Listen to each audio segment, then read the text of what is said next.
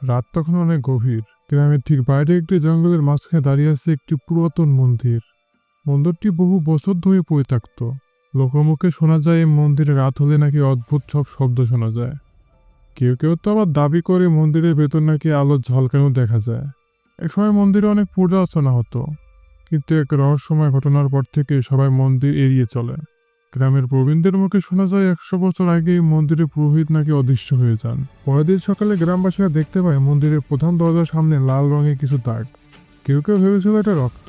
তারপর থেকে মন্দিরে আর কেউ পা রাখেনি। এই সমস্ত ঘটনায় এতকাল মা ঠাকুমার মুখে শুনে এসেছে রাহুল, মেঘলা ও আরাফাত এবং নিধি। তারা ছিল খুবই কৌতূহলী। পুরনো মন্দির নিয়ে প্রচলিত গল্প শুনে তারা ঠিক করে রহস্য সমাধান করবে। মেঘলা বলে, আমরা কি সত্যি মন্দিরে যাব? সবাই তো বলে এটা নাকি ভূতুরে জায়গা। রাহুল মুচকে এসে বলে, ভূত টুত এসব কিছুই নেই, এসব শুধু গাল গল্প। আর যদি থাকে তা তো প্রমাণ হয়েই যাবে। কি বলিস তোরা? তো তারা একসঙ্গে সিদ্ধান্ত নিল সবাই মিলে পূর্ণিমা রাতে মন্দিরে যাবে। যেমন কথা ঠিক তেমন কাজ। পূর্ণিমা রাতে রাত বাড়ার সঙ্গে সঙ্গে গ্রামে গা ছমছমে পরিবেশ তৈরি হলো। চার বন্ধু হাতে টর্চ লাইট নিয়ে মন্দির দিকে রওনা হলো। মন্দিরের কাছাকাছি যেতে না যেতেই ঠান্ডা বাতাস তাদেরকে গ্রাস করল। অদ্ভুত এক অনুভূতি তাদের ঘিরে ধরল। মন্দিরের মূল দরজার সামনে এসে তারা থেমে গেল।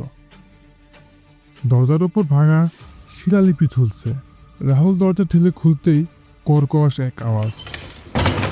ভেতরে প্রবেশ করতে দেখা গেল মন্দিরের মাঝে ধুলায় ভরা, কিন্তু মাঝখানে যেন কিছু টানা হয়েছে। সেটা আবার সাদা চক দিয়ে আঁকা। মেঘলা বলল, এটা কিসের চিহ্ন?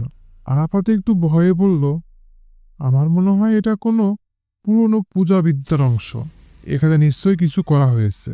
হঠাৎ মন্দিরের কোণ থেকে শোনা গেল এক রহস্যময় শব্দ। সবাই তো ভয়ে চমকে উঠল। নিধি টর্চের আলো ফেলতেই দেখল মন্দিরের এক কোণে ছায়ামূর্তি দাঁড়িয়ে আছে। চোখ দুটো তার লাল টকটকে। রাহুল সাহস করে এগিয়ে যেতেই ছায়ামূর্তি ধীরে ধীরে মিলিয়ে গেল। তখন মেঘনা চিৎকার করে বলে উঠল, পিছনে কিছু আছে। তারা সবাই একসঙ্গে ঘাড় ঘোরালো এবং দেখতে পেল মন্দিরের পুরোহিতের পোশাক পরা এক বৃদ্ধ লোক দাঁড়িয়ে আছে তাদের পিছনে। তারা এসে বলল, তোমরা এখানে কেন এসেছো? রাহুল উত্তরটা দিল, আমরা শুধু জানতে চাই এখানে আসলে কি ঘটেছিল। বৃদ্ধ রহস্যময় হাসি দিয়ে বলল, তোমরা যা জানতে চাও তার মূল্য তোমাদেরকে একদিন দিতে হবে। বৃদ্ধ রহস্যময় হাসি দিয়ে বলল, তোমরা যা জানতে চাও তার মূল্য দিতে হবে। বৃদ্ধ লোকটি তাদেরকে একটি দরজার দিকে নিয়ে গেল। দরজা খুলতে দেখা গেল একটি পুরনো পুঁথি আর রক্তে লাল হয়ে থাকা একটি মূর্তি। বৃদ্ধ বলল, অনেক বছর আগে এই মন্দিরে এক নিষিদ্ধ পূজা করা হয়েছিল। দেবতাকে তুষ্ট করতে মানুষ বলি দেওয়া হয়েছিল। আমি তখন এই পূজা বন্ধ করতে চেয়েছিলাম, কিন্তু আমাকে অভিশপ্ত করে এখানে বেঁধে রাখা হয়েছে। আরাফাত বিষণ্ণ হয়ে বলল, তাহলে আপনি সেই পুরোহিত? বৃদ্ধ লোকটি মাথা নাড়লেন এবং বললেন, হ্যাঁ, কিন্তু আমি এখন আর মানুষ নই। আমাকে মুক্তি দাও তোমরা। তারা বুঝতে পারল বৃদ্ধের সাথে খুব খারাপ কিছু ঘটেছিল। তারা বৃদ্ধকে মুক্ত করবে। বৃদ্ধর মুক্তি করাতে হলে সেই মূর্তিকে সঠিক প্রক্রিয়া নষ্ট করতে হবে। রাতের বাকিটুকু সময় তারা সেই কাজটি করল। ভোরের আলো ফোটার সঙ্গে সঙ্গে মন্দিরের ভিতর সব আলোর ঝলকায় থেমে গেল। বৃদ্ধের অবয়ব ধীরে ধীরে মিলিয়ে গেল। বাইরে এসে তারা দেখল মন্দিরের গায়ে শিলালিপি পড়া যাচ্ছে। তাতে লেখা আছে, যে সত্যের মুখোমুখি হবে সেই মুক্তি পাবে। সেদিনের পর থেকে মন্দিরে আর ভূতের নয়।